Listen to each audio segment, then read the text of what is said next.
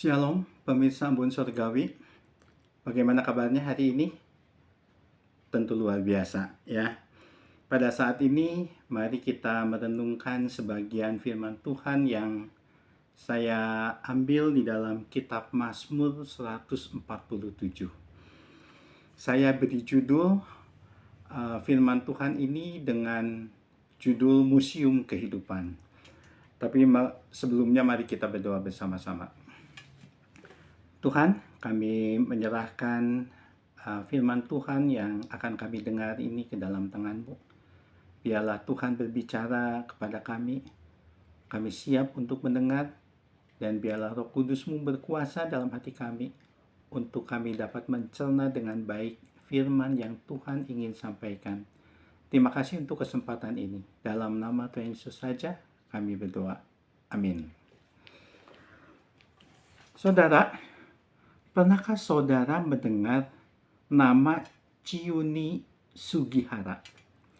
Chiyuni Sugihara ini adalah seorang diplomat Jepang yang bertugas di negara Lituania, yang karena jasa-jasanya dibuatkan khusus museum untuk dia. Pada tahun 1939 sampai 1940, ia ditugaskan di Lituania. Pada masa itu, Sugihara setuju untuk menerbitkan visa transit untuk 6.000 pengungsi Yahudi dari Polandia yang ingin keluar dari Lituania. Pengungsi itu ingin lari dari kejaran Nazi.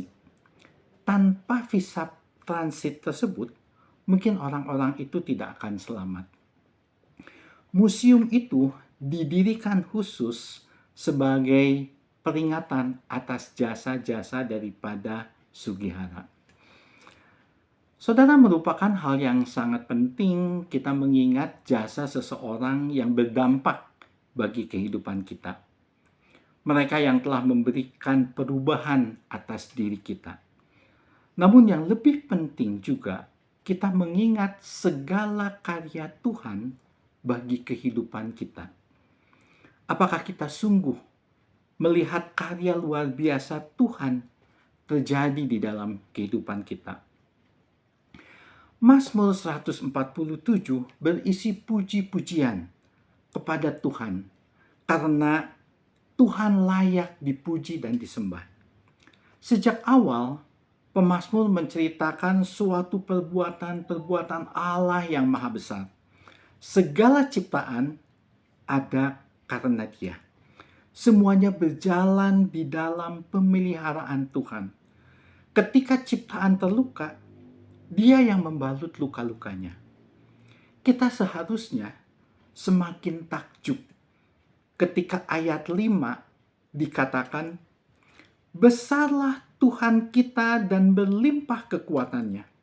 Kebijaksanaannya tidak terhingga. Saudara, andai kita memiliki museum kehidupan di hati kita, apa saja yang mau kita isi di dalamnya? Saat kelahiran, itu karena Tuhan. Saat masuk sekolah, itu karena Tuhan. Saat mendapatkan gaji pertama, itu juga karena Tuhan.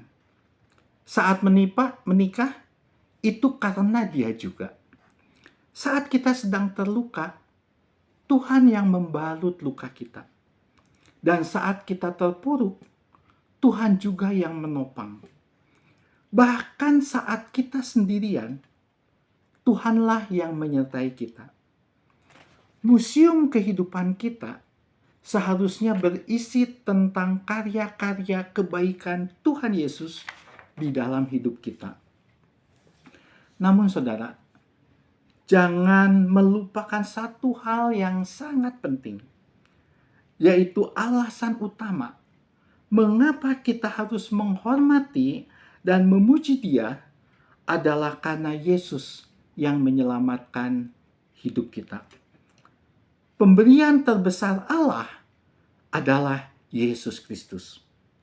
Dia bukan menyelamatkan 6.000 orang seperti Sugihara, tetapi Dia menyelamatkan seluruh orang-orang yang percaya kepadanya.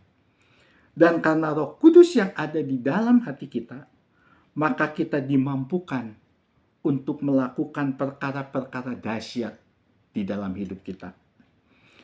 Mengasihi orang yang mengasihi kita itu biasa.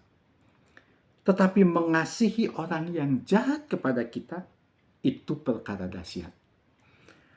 Berdoa untuk mereka yang mendukung kita itu biasa. Tapi berdoa untuk musuh kita itu perkara dahsyat. Menolong orang yang selama ini baik kepada kita itu biasa. Tapi menolong mereka yang selama ini benci kepada kita, itu baru perkara dahsyat. Saudara, jika kita mengalami Yesus di dalam hidup kita, kita layak mensyukuri dan memuji Dia. Seperti yang dikatakan di dalam Mazmur 147 ayat 1, Haleluya, sungguh bermazmurlah bagi Allah kita itu baik, bahkan indah, dan layaklah memuji-muji itu. Saudara, ingatlah jasa-jasa Tuhan Yesus di museum kehidupan kita, dan bersyukurlah untuk semuanya itu. Sehingga ketika orang lain melihat isi dari museum kehidupan kita, biarlah mereka memuliakan Tuhan atas hidup kita. Amin.